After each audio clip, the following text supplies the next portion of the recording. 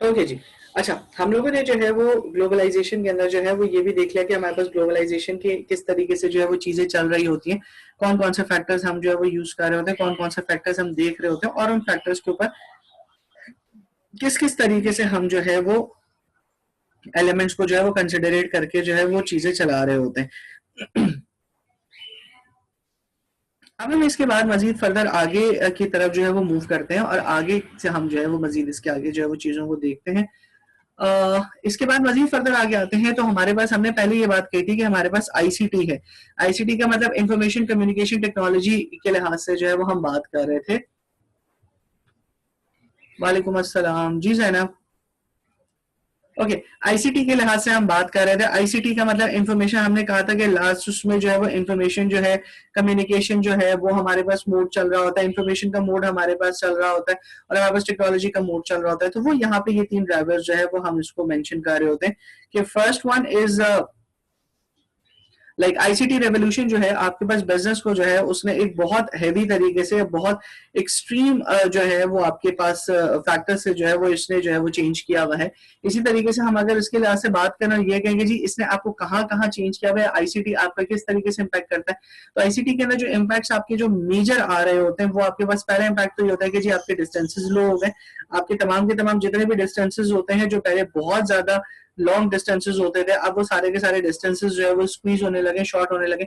दूसरा, इंटरमीडिएरी जो है वो आपके बीच में से रिमूव होने लगे। इंटरमीडिएरी रिमूव होने का मतलब ये है कि नाउ आपका जो है वो बीच में इंटरमीडिएट कोई नहीं होता। इंटरमीडिएट का मतलब ये होता है कि जो भी चीजें होती हैं वो आप डायरेक्टली वन ऑन वन चला रहे होते हैं। ऐसा कभी नहीं होता कि जी बीच के अंदर जो है वो कोई चीज आपकी आए और आके जो है, पहले इस तरीके से स्टेप्स होते थे, स्टेजेस होते थे। अब आपके पास वो स्टेप स्टेजेस नहीं होते हैं, बल्कि अब आपके पास जो है वो सीधा सीधा जो है वो प्रोस्पेक्ट चल रहा होता है। और अब आपके पास जो बीच के फैक्टर्स होते हैं या बीच के जो एरियाज होते हैं वो कम से कम जो है वो डील हो रहे होते हैं। मीनिंग कि अब आपके पास इंटरमीडिएरीज जो है वो कम से कम चल रहे होते हैं। इसके बाद इंटीग्रेशन या वर्ल्ड इकोनॉमी जो है उसके इम्पैक्ट एक दूसरे के ऊपर बहुत ज्यादा होने लगे। दैट मीन्स अब आपके जो इम्पैक्ट्स हैं वो इस तरीके से चल रहे होते हैं कि अगर किसी एक कंट्री के अंदर इकोनॉमिकली कोई इशू या इकोनॉमिकली कोई जो है सर्कमस्टांस जो है वो फेस करना पड़ रहा है, या कुछ ऐसा हुआ है जिस वजह से एक कंट्री के अंदर जो है वो इशू क्रिएट हो गया है, तो डेफिनेटली उसका इम्पैक्ट जो है वो दूसरे कंट्री के ऊपर भी होगा। इंडस्ट्री ग्लोबलाइजेशन ड्राइवर्स की बात करें, मतलब पूरी दुनिया के ग्लोबलाइजेशन के ड्राइवर्स की अगर हम बात करें, इंडस्ट्री के ड्राइवर्स के लिहाज से बात करें, तो सबसे पहला हमारे पास जो है वो मार्केट ग्लोबलाइजिंग ड्राइवर होता है। मार्केटिंग ग्लोबलाइजिंग ड्राइवर के अंदर हम क्या क्या चीजें देख रहे होते हैं, उसमें पूरी दुनिया के अंदर हम कुछ चीजें स्पेसिफिकली देख रहे होते हैं, जिसमें एक चीज जीएनपी होता है, ग्रॉस नेशनल प्रॉफिट जिसे हम कहते हैं। इंडस्ट्री के कस्टमर्स किस तरीके से होते हैं, कस्टमर टेस्ट किस तरह होते हैं, कस्टमर परसेप्शन किस तरीके से होता है, बाइंग बिहेवियर किस तरीके से होता है। लाइक हमें जिस मार्केट के अंदर इंट्रोड्यूस करना है अपने प्रोडक्ट को, या जिस मार्केट में हमने एंटर होना है, उस मार्केट में वी नीड टू अंडरस्टैंड कि जी हमारे जो कस्टमर्स हैं या हमारे जो लोग हैं, हमारे जो पीपल हैं, उन तमाम के तमाम लोगों के जो है इंडस्ट्री किस तरह की है, कस्टमर का टेस्ट किस तरीके का है, परसेप्शन किस तरीके का है, और बिहेवियर किस तरीके का है। फिर इसके बाद हमारे पास सेकंड जो एलिमेंट होता है वो हमारे पास होता है कि ब्रांड, कि वहाँ के लोकल मार्केट के अंदर या वहाँ की मार्केट में ब्रांड किस तरीके का चल रहा है, कंपनी की इमेजेस किस तरीके से हैं, स्टैंडर्डाइजेशन वहाँ पे किस तरीके से जो है वो मैनेज हो सकती है, किस तरीके की आपकी मार्केटिंग कैंपेन जो है वो आपको चलानी पड़ेगी, किस तरीके से आपको एडवर्टाइजमेंट करनी पड़ेगी। सिंपली आपके पास एक पर्टिकुलर प्रोडक्ट उस मार्केट के अंदर ऑलरेडी मौजूद है, अगर आप उस पर्टिकुलर प्रोडक्ट के कंपैटिटर के तौर पर उस मार्केट के अंदर एंटर हो रहे हैं, तो यू नीड टू अंडरस्टैंड कि जी उस पर्टिकुलर मार्केट में, उस पर्टिकुलर मार्केट का स्टैंडर्डाइजेशन क्या है, मतलब वहां पे स्टैंडर्ड या एवरेज के तौर पे प्रोडक्ट किस तरीके से जो है वो चल रहे होते हैं, किस तरीके से प्रोडक्ट जो एक्सेप्टेबल है। फिर इसके बाद वहां की मार्केटिंग कैंपेन्स किस तरीके से चल रही होती हैं, लाइक वहाँ पे किस तरीके से जो है वो मार्केटिंग कैंपेन्स जो है आपकी चल रहे हैं, लोग किस तरह की मार्केटिंग को जो एक्सेप्ट करते हैं, किस तरह की एडवर्टाइजिंग को एक्सेप्ट करते हैं। इसके बाद कॉस्ट जनरलाइज ग्लोबलाइजेशन की बात करते हैं, कॉस्ट के लिहाज से बात करते हैं, तो आपके इकोनॉमिकल लाइक्स और डिसलाइक्स की बात आती है, प्राइसेस की बात आती है कि आपके पास प्रोडक्ट की कौन सी प्राइसेस हैं जो कि एक्सेप्टेबल है, कौन सी प्राइस एक्सेप्टेबल नहीं है। फिर उसके बाद कंट्री स्पेसिफिक कॉस्ट एडवांटेज की बात आती है कि कंट्री एक स्पेसिफिक जो है कंट्री के अंदर कॉस्ट का एडवांटेज किस तरीके से लिया जाता है। कॉस्ट एडवांटेज लेने का मतलब ये है कि आप किस तरीके से कॉस्ट लो करके जो है वो प्रोडक्ट को एक्सेप्ट करा सकते हैं, या वहाँ पे लेबर कॉस्ट क्या है, या वहाँ पे मटेरियल मैन्युफैक्चरिंग कॉस्ट क्या है, या वहाँ पे ट्रांसपोर्टेशन कॉस्ट क्या है, या वहाँ पे प्रोडक्ट की कॉस्ट किस तरीके से चल रही है, सो दैट आप कॉस्ट फैक्टर्स को साथ लेके चलते हैं ताकि आपके लिए आसान हो ये चीज डिटरमिन करना कि जी कॉस्ट हमारे पास कितनी ज्यादा सूटेबल या कितनी ज्यादा प्रोएक्टिव है, या कितनी ज्यादा हमारे पास कॉस्ट जो है वो एक्सेप्टेबल है।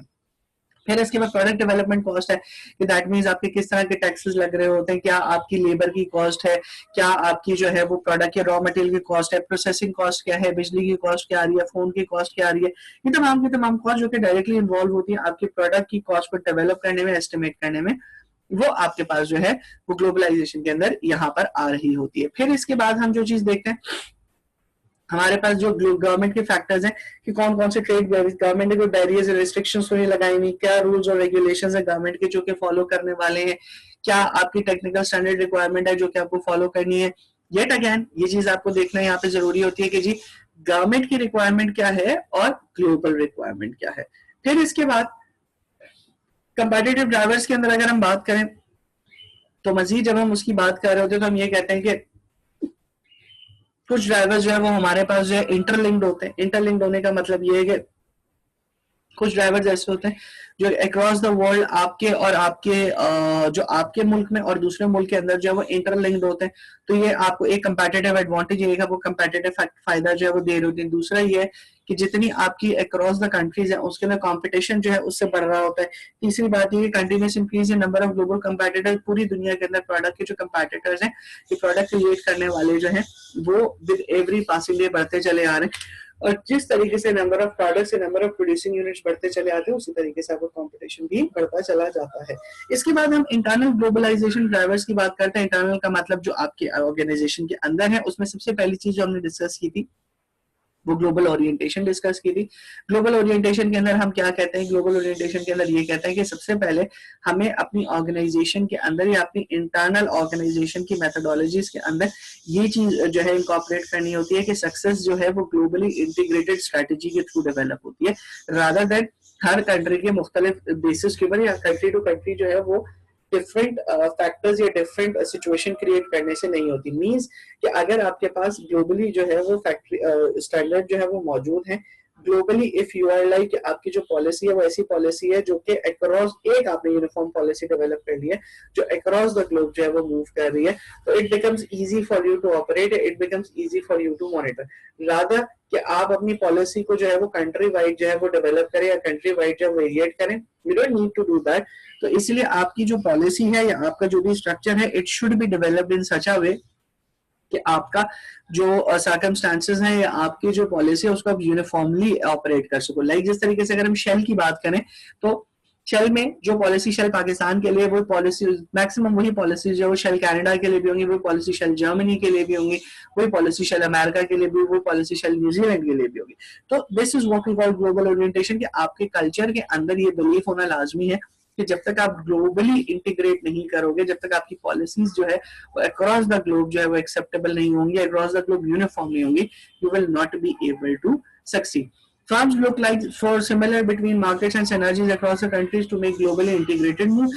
Normally जो है वो firms या organization जब globally move करने की बात करती हैं या जब globally ही जो है वो अपनी dimension को increase करने की कोशिश करती हैं तो what they try to find out, they try to find out that जो आपके उन तमाम कंट्रीज को पहले देखा जाता है जो कंट्रीज आपके साथ जो है सिनर्जिक होते हैं, जो कंट्रीज आपके साथ जो है वो एक जैसे होते हैं, जिनकी थिंकिंग, जिनके माइंडसेट, जिनके नॉर्म्स, जिनके ट्रेडिशन, जिनकी वैल्यूज, जिनकी इकोनॉमिक्स आपसे मिलती जुलती होती है। उस जगह के ऊपर आपको पॉलिसीज को इम्प्लीमेंट करना है, उस जगह के ऊपर आपकी प्रोडक्ट का इंट्रोड्यूस करना, इंट्रोडक्शन करना आसानी है। Managers have a global mindset and tend not to tolerate differences among countries.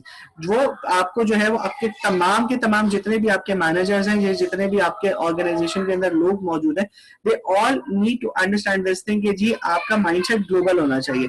Global mindset का मतलब ये है कि आपको जो है वो कंट्री टू कंट्री बाइसनेस की जरूरत नहीं होती, बल्कि instead of that you need to accept this thing कि जी आप ग्लोबली जो है वो पॉलिसी और प्रोसीजर्स को जो है अडॉप्ट करते हैं ताकि आपकी यूनिफॉर्म पॉलिसीज जो है वो रहें। इसके बाद हम इंटरनेशनल एक्सपीरियंस की बात करते हैं। हमने बात की थी कि इंटरनेशनल एक्सपीरियंस का मतलब ये कि we need to understand this thing कि जी फर्म्स का जो है वो इंटरनेशनल एक्सपीरियंस होना चाहिए, और फर्म का इंटरनेशनल एक्सपीरियंस इसलिए होना चाहिए, फर्म का इंटरनेशनल एक्सपीरियंस अगर पीछे है तो हमें उसको अंडरस्टैंड करने की जरूरत है। और हमें उसको अंडरस्टैंड करने की क्यों जरूरत है? क्योंकि उसकी बेसिस के ऊपर अगर हम उस वक्त सक्सेसफुल नहीं हुए तो हमें वो गलती दोबारा नहीं दोहरानी होती, और अगर हम उस जगह के ऊपर सक्सेसफुल हो गए हैं तो हमें मजीद फर्दर उससे एक स्टेप आगे की बात करनी होती है।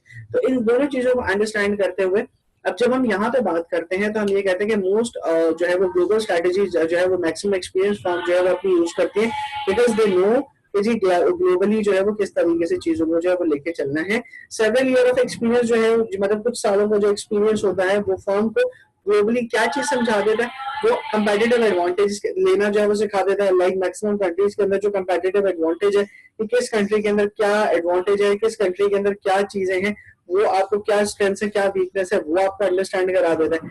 इन एडिशन टू इट आपके पास दूसरा पॉइंट ये है कि आपको स्पॉट और कैपिटलाइज सिनर्जीज बता देता है। मतलब आप स्पॉट करते हो, टारगेट करते हो और उसको कैपिटलाइज करते हो, दैट मींस उसको इनकैश करते हो। ये आपको जो है वो समझाना जो है वो शुरू कर देता है, ये आपको अंडरस्टैंड करना शुरू कर देता है।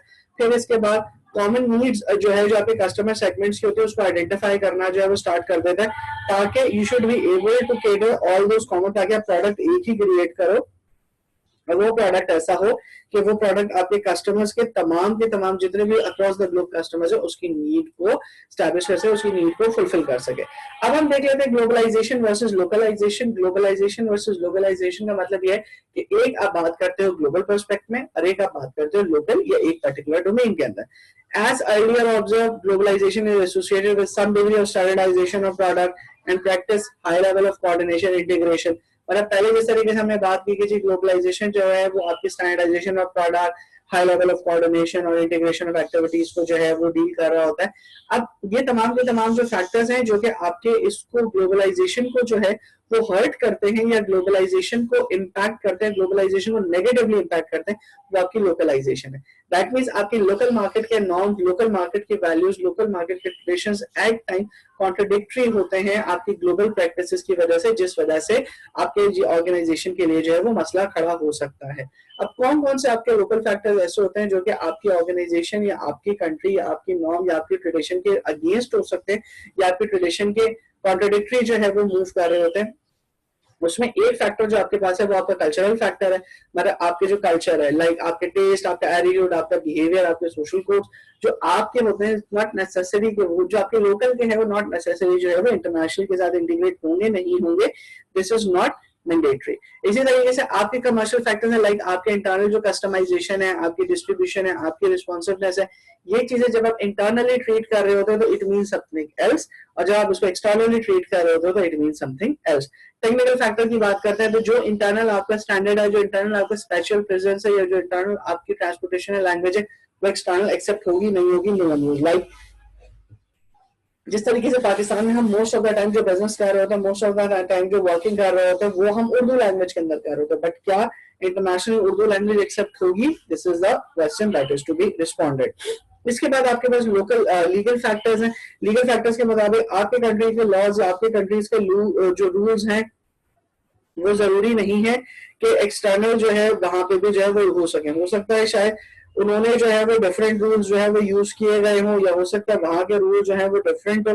तो वो सारी के सारी ये जो डिफरेंसेस जो हैं, ये जो सारी की सारी चीजें हैं, ये आपके पास जो है वो लोकलाइजेशन जो है वो यूज कराते हैं। लोकलाइजेशन और स्टैंडर्डाइजेशन में फर्क होता है। इसके बाद हम हर एक चीज को जब इंडिविजुअली देखें तो कल्चर फैक्टर की बात करते हैं कि आपकी जो है अगर आप कल्चर फैक्टर या कल्चर नॉर्म को जो है वो लेके चल रहे होते हो तो it basically reduces the benefit of standardisation. मतलब अगर आप कल्चरल वैल्यूज को देखते हो तो स्टैंडर्डाइजेशन को आपको नेगोशिएट करना पड़ता है, स्टैंडर्डाइजेशन को छोड़ना पड़ता है। कमर्शियल फैक्टर की बात करें तो वो डिफरेंट अप्रोचेस सेल और मार्केटिंग के लिहाज से बात करें तो लाइक हो सकता है शायद हमारे रीजन में कुछ और जो है वो सेल्स और मार्केटिंग की स्ट्रेटजीज यूज होती हो, दुनिया के अंदर किसी और मार्केट में किसी और तरीके से यूज होती है। इसी तरीके से टेक्निकल फैक्टर्स की बात करते हैं तो economy of scale, standardisation, centralisation के कॉन्सेप्ट को डिविएट कर रहा होता है। लीगल के लिहाज से बात करें तो लोकल के अंदर डिफरेंट कंस्ट्रेंट्स होते हैं, एक्सटर्नल के अंदर डिफरेंट कंस्ट्रेंट होते हैं। ये तमाम की तमाम ऑपोजिट फोर्सेस वो हैं जो कि आपके प्योरली जो कि आपको जो है वो लोकल को यानी लोकल मार्केट को रिस्ट्रिक्ट कर रही होती हैं, लोकल आपकी ओरिएंटेशन को रिस्ट्रिक्ट कर रही होती हैं इंटरनेशनल के अंदर जाने के लिए। ठीक है, ग्लोबल ओरिएंटेशन के अंदर हमारे पास क्या होता है कि ग्लोबल ओरिएंटेशन में हम मोस्टली मिक्स क्रिएट करते हैं, लोकल का भी और ग्लोबलाइजेशन ग्लोबल का भी। लोकल और ग्लोबल का मिक्स क्रिएट करना क्यों जरूरी है? क्योंकि अगर आपने सारी के सारी चीजें इंटरनेशनल लेवल के ऊपर रख ली तो आपको लोकल मार्केट से जो है वो ऑब्सोलीट होना पड़ेगा, और अगर आप लोकल मार्केट से ऑब्सोलीट हो गए तो आपके लिए एक प्रॉब्लम क्रिएट हो सकता है। तो इसीलिए in order to create that आप क्या कर रहे होते हैं, आप एक वक्त में अपना मिक्स इस तरीके से क्रिएट करते हैं कि उसमें लोकल का एलिमेंट भी मौजूद होता है और इंटरनेशनल का एलिमेंट भी मौजूद है। मींस जो आप लोकली निगोशिएट कर सकते हो वो आप लोकली नेगोशिएट कर लेते हो, और जो आप इंटरनेशनल नेगोशिएट कर सकते हो वो आप इंटरनेशनल नेगोशिएट कर सकते हो। तो ultimately it keeps up, ultimately it covers up जो है वो सारी की सारी चीजों का एक मिक्स एंड मैच बन जाता है। Adopting part of each enables the firm to enjoy their respective advantages। yes, यही बात जो भी हम कह रहे थे कि जी आप जो है वो पोर्शन है, जो चीज आप जहां नेगोशिएट कर सकते हो वो चीज आप नेगोशिएट कर लेते हो और आगे की तरफ मूव करते हो। एडवांटेजेस ग्लोबलाइजेशन के क्या होते हैं? कॉस्ट का एक एडवांटेज होता है कि इकोनॉमी ऑफ स्केल आप ले लेते हो, बाइंग बार्गेनिंग पावर आपकी जो है इंक्रीज हो जाती है। टाइमिंग से लिहाज से बात करें तो आपकी मैक्सिमम ऑप्टिमल प्रोडक्शन वॉल्यूम जो है वो इंक्रीज हो सकता है। आप इजीली प्रोडक्ट को रीच कर सकते हो। शॉर्ट प्रोडक्ट लाइफ साइकिल को जो है वो छोटे छोटे टाइम के अंदर जो आप प्रोड्यूस कर रहे हो वो प्रोड्यूस करके सेल किया, इट्स एंड खत्म, प्रोडक्ट लाइफ साइकिल क्लोज। अब आप नेक्स्ट प्रोडक्ट की प्रोडक्ट लाइफ साइकिल के ऊपर चले आते हैं, तो इट बिकम्स इजी कि आप उस चीज को जो है इस तरीके से वेरिएट करो, इस तरीके से निगोशिएट करो। लर्निंग डेफिनेट, जब आप दूसरे कंट्रीज के अंदर जाते हैं, जब आप दूसरे एरियाज के अंदर जाते हैं, जब आप दूसरे जोन्स के अंदर जाते हैं, तो it becomes easy for you to understand, it becomes easy for you to learn, it becomes easy for you to understand कीजिए उनके कल्चर, उनके नॉर्म्स के, आप नई नई चीजें डिस्कस करते हो, नई नई चीजें डिस्कवर करते हो, और वो चीजें या वो नई नई लर्निंग आपकी जो है वो आपके मैक्सिमम या फ्यूचर सर्वाइवल के लिए जो है वो फंडामेंटल साबित हो जाती है। आर्बिट्रेज की बात करते हैं। आर्बिट्रेज का मतलब ये होता है कि एक कंट्री से या एक कंट्री की रिसोर्सेज को आप यूज कर सकते हो दूसरे कंट्री के अंदर। दैट मींस एक जगह पे आप प्रोडक्ट प्रोड्यूस करके एक से ज्यादा कंट्रीज के अंदर जो कि नियर बाय है वहां पे एक्सेस करा सकते हो, और इस एक्सेस का आपको फायदा ये हो सकता है कि आपकी कॉस्ट कंट्रोल हो सकती है, आपके बहुत सारे रूल्स और रेगुलेशन बच सकते हैं, आपको सिंपल ट्रांसपोर्टेशन कॉस्ट बेयर करनी पड़ती है एक ही जगह से, and you are easily able to move your product from one place to another place, and you are easily able to increase your profit margin. Those of localization, हम localization के अंदर क्या चीज इंक्लूड करते हैं? localization के क्या फायदे होते हैं?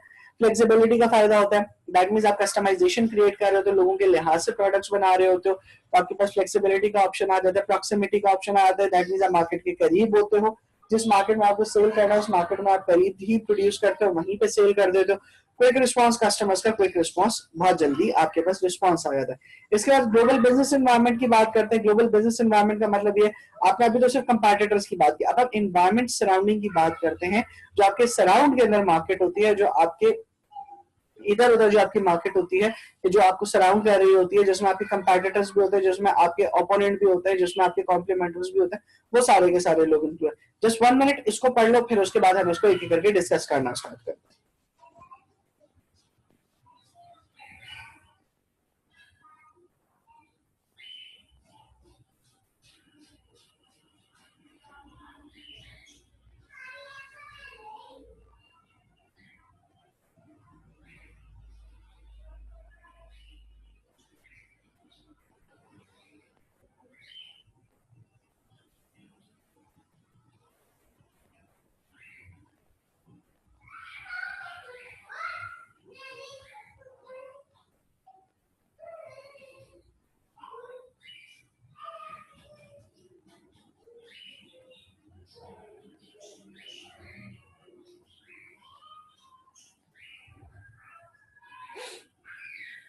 ओके, अब अगर हम इस चीज को देखें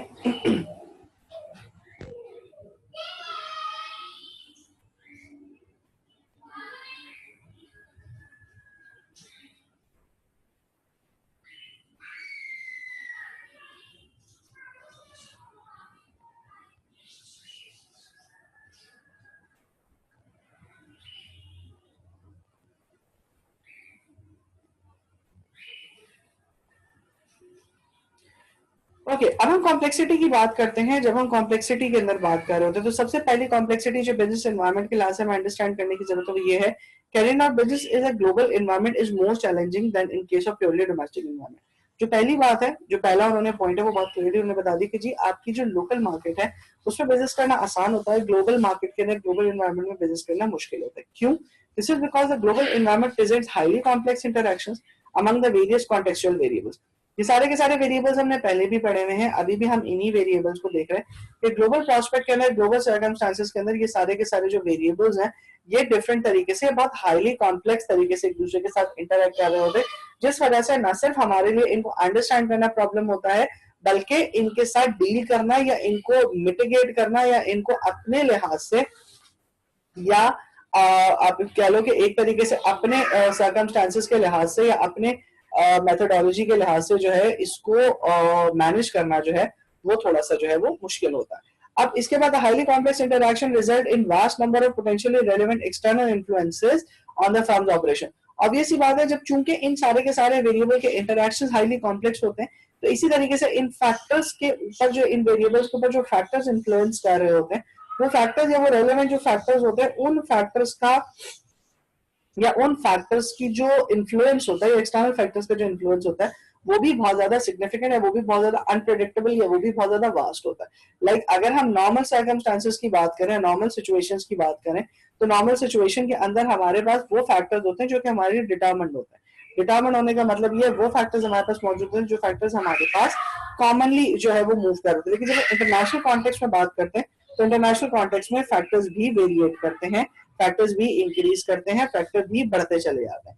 सो इसीलिए इट बिकम्स डिफिकल्ट या इट बिकम्स मुश्किल कि हम उन फैक्टर्स को जो है वो डील करें और उन फैक्टर्स को डील करके उनके साथ कोरिलेट कर सके। Furthermore interaction occur in very dynamic ways that present a firm with other opportunities and threats. Yes, opportunities और थ्रेट्स के लिहाज से हम बात करें तो अपॉर्चुनिटी और थ्रेट्स भी जो है वो इसी वजह से या इसी प्रोस्पेक्ट के लिहाज से जो है वो चेंज होते चले जाते हैं। लाइक चूंकि वेरिएबल्स बहुत ज्यादा होते हैं, चूंकि डायनामिक्स बहुत ज्यादा इन्वेस्ट होती है, तो इस वजह से रिजल्ट ये होता है कि आपके जो फैक्टर्स होते हैं वो भी आपके चेंज होते चले जाते हैं और मुख्तलिफ वे में मल्टीपल वेज में वो जो है इम्पैक्ट कर रहे हैं। Consequently, global strategic planning becomes eventually more complex and purely domestic planning. जो आपकी ग्लोबल जो स्ट्रेटेजिक प्लानिंग होती है, स्ट्रेटेजिक प्लान जो होता है, it becomes way more difficult. Like हम अगर प्लानिंग के लिहाज से रिकॉल करें तो विजन क्रिएट करना, मिशन क्रिएट करना, विजन मिशन क्रिएट करने के बाद कोर वैल्यूज बनाना, कोर वैल्यूज के बाद स्ट्रेटेजिक बनाना, उसको इम्प्लीमेंट करना, इम्प्लीमेंट करके एग्जीक्यूट करना, एग्जीक्यूट करके रेक्टिफाई कंट्रोल लेना, कंट्रोल लेने के बाद उसका फीडबैक लेना, फीडबैक में अगर कोई करेक्टिव मैकेनिज्म है तो वो करेक्टिव मैकेनिज्म लेना, इट बिकम्स वेरी डिफिकल्ट, मतलब इट बिकम्स डिफिकल्ट, जो कि हमारे लिए प्रॉब्लम हो जाता है। ठीक है, at least 5 factors contribute in increase in this complexity. Minimum ये 5 वो फैक्टर्स हैं जो कि हमारे पास जो है इसकी फैक्टर के अंदर या इसकी कॉम्प्लेक्सिटी को जो इंक्रीज करते हैं। 1 मिनट इनको पढ़ लो, फिर उसके बाद हम इंडिविजुअली हर एक को डिस्कस करते हैं।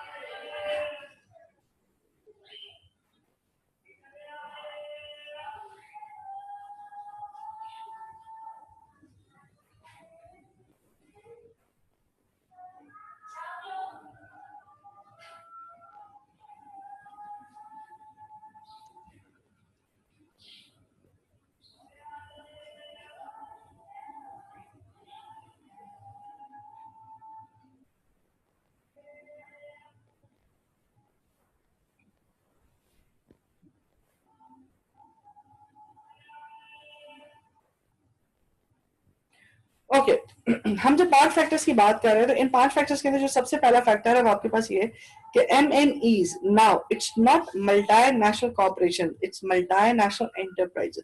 एंटरप्राइजेस का मतलब ये है कि हम लोगों ने पहले कॉर्पोरेशन की बात की थी, फिर हमने कहा कि जी उससे बड़ा जब हो जाता है तो वो एंटरप्राइज हो जाता है। Multinational enterprise face multiple political, legal, social and cultural environment as well as various rates of change within each of them. Like जो मल्टीनेशनल एंटरप्राइज की बात करते हैं तो मल्टीनेशनल एंटरप्राइज में हमारे पास जो पहला फैक्टर आता है वो ये आता है कि आपके पास जो पॉलिटिकल, लीगल, सोशल और कल्चरल एनवायरमेंट्स हैं ये मल्टीपल होती है। मल्टीपल होने का मतलब ये है कि आपके कंट्री के अंदर कुछ और है, किसी और कंट्री के अंदर कुछ और है, किसी और कंट्री के अंदर कुछ और है। ना सिर्फ ये डिफरेंट होते हैं, मतलब ना सिर्फ ये वेरिएबल होते हैं, बल्कि इन वेरिएबल होने के साथ साथ इनके जो चेंजेस होती है, रेट ऑफ चेंजेस होते हैं, वो भी डिफरेंट होते हैं। तो इसीलिए एक रीजन तो ये है कॉम्प्लेक्सिटी इंक्रीज करने का कि जी आपके फैक्टर्स डिफरेंट होते हैं और इनके चेंज होने का रेट भी बहुत ज्यादा चेंज होता है। Complex interaction between national and foreign environment because national sovereignty issues and widely differing country economic and social social condition. अब दूसरा जो आपके पास है वो ये है कि आपके जो कंट्रीज हैं उसमें आपको जिस कंट्री के अंदर आप मौजूद है उस कंट्री की सोवरेनिटी के भी इश्यूज है, मतलब उस कंट्री के अपने अपने इंटरनल इश्यूज भी हैं, और साथ में जिस कंट्री के अंदर आप मूव कर रहे हैं, जिस कंट्री के अंदर आप स्टैब्लिश होने की कोशिश कर रहे हैं, दूसरे कंट्री की बात करें तो उस कंट्री में वहां की सोशल और इकोनॉमिकल कंडीशन क्या है, ये चीज भी आपकी सिचुएशन को कॉम्प्लेक्स बनाते हैं। जियोग्राफिकल सेपरेशन, यस, चूंकि प्रेमिसेस डिफरेंट होती हैं, अगर दो अलग अलग मुल्क चल रहे होते हैं तो इसलिए आपकी जियोग्राफिकल सेपरेशन भी होती है। कल्चरल नेचुरल डिफरेंसेस भी होते हैं, ऑब्वियस कल्चर भी डिफरेंट होता है ना, आपके जो है वो कल्चर भी ना सिर्फ कल्चर डिफरेंट होता है बल्कि नेशन वाइड भी जो है डिफरेंस आ जाते हैं, बिजनेस प्रैक्टिसेस के अंदर वेरिएशन होती है। फिर उसके बाद ये है कि हेड ऑफिस ओवरसीज जो एफिलिएट्स होते हैं उनके दरमियान रिलेशनशिप को मेंटेन करना ये एक डिफिकल्ट चीज होती है। एक्सट्रीम कंपटीशन, यस कंपटीशन बहुत ज्यादा होता है क्योंकि न सिर्फ आपके within the country competition होता है बल्कि अक्रॉस द ग्लोब भी कंपटीशन होता है। फिर उसके बाद MNE are restricted in their selection of competitive strategies by various legal regional blocs and economic integration. बहुत सारी दफा में आप एक स्ट्रेटजी का जो प्रोस्पेक्ट है वो 100% एक जगह पे नहीं यूज कर पा रहे होते। रीजन भी कि बाज़ औक़ात ऐसा होता है कि आपके पास जो प्रोस्पेक्ट आपके पास चीजों का आ रहा होता है या जो चीजों को जिस तरीके से आप देख रहे होते हो उस तरीके से चीजें जो है वो आपका दूसरा कंट्री जो उसको एक्सेप्ट नहीं कर रहा होता, which results in the problem of coordination of the strategy. ठीक है, अच्छा आपका सेकंड सेशन जो है वो एक्सपायर हो रहा है, मैं आप उनकी अटेंडेंस मार्क कर दूं और अटेंडेंस मार्क करने के बाद हम लोग जो है वो थर्ड और फाइनल सेशन जो है वो स्टार्ट करेंगे and then will conclude it. तो मैं आप लोगों की अटेंडेंस मार्क कर दूं। ये 1GL4Q, बेटा अपना नाम बताओ, ये जो इतना लंबा आपने जो है वो नाम रखा हुआ है, मुझे इस नाम के अंदर जो है वो प्रॉब्लम क्रिएट होगा। प्लीज अपना नाम बता दो ताकि मैं आपके अटेंडेंस मार्क कर दूं बेटा, जो नाम से नहीं है।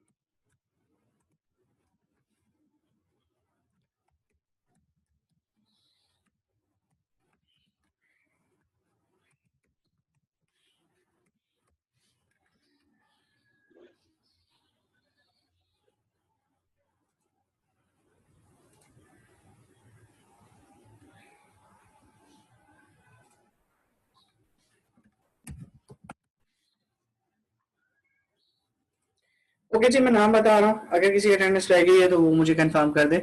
सोबिया, अब्दुल वलीद, अब्दुल हमीद, अलमाज, अक्सा, बीबी निदा, आसिया, फरिया, हफ्सा, इमरान, इकरा, जब्बार, काशिफ, मावश, मारिया, मिनाल, मुस्कान, रुबाब, जीशान, जिया, अंसा, खुलूद, माही। जी कोई रह गया? अगर किसी का अटेंडेंस रह गई तो मुझे बता दें।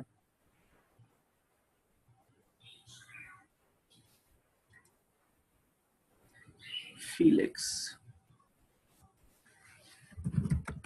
ठीक है, फीलिक्स हो गया। और कोई बच गया अगर उसकी अटेंडेंस रह गई है तो चलो ठीक है, आई एम क्लोजिंग। सोबिया हो गया बेटा आपका।